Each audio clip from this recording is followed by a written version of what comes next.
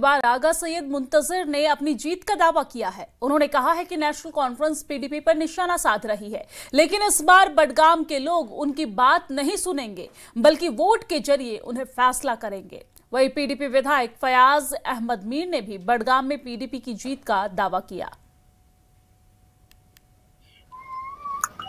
ये बात आया है कि यहाँ के लोगों ने एक फैसला तब्दीली का किया है और उससे भी बड़ा उन्होंने फैसला किया है कि वो किसी की जमात की जिसने उनके साथ इस्तेसाल किया हो, उनका बार बार उनका इस्तेमाल किया हो, उस जमात की अब बडगाम के लोग अपनी ऑप्शन को नहीं बनाएंगे।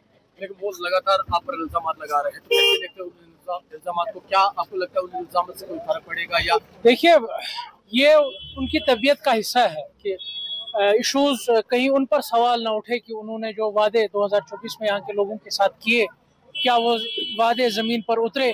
कहीं उनको इन सवालात का सामना न करना कब पड़े, इसीलिए वो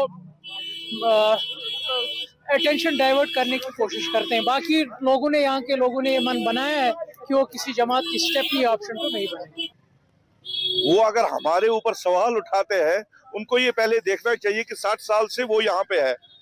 1 साल पहले यहाँ के अवाम ने उमर अब्दुल्ला को चुना।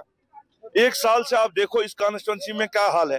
यहाँ का तो छोड़िए, हर जगह पे यही हाल है, लेकिन बडगाम में कम से कम इन्होंने शौक से उसको मोहब्बत से चुना था। 1 साल में ना उसका कोई एमएलए, ना कोई मंत्री, ना वो खुद यहाँ पे आया। वो सिर्फ वोट के टाइम पे उसको लोग याद आते हैं। और आज बडगाम का अवाम जो है इंशाल्लाह तैयार है उसको जवाब देने के।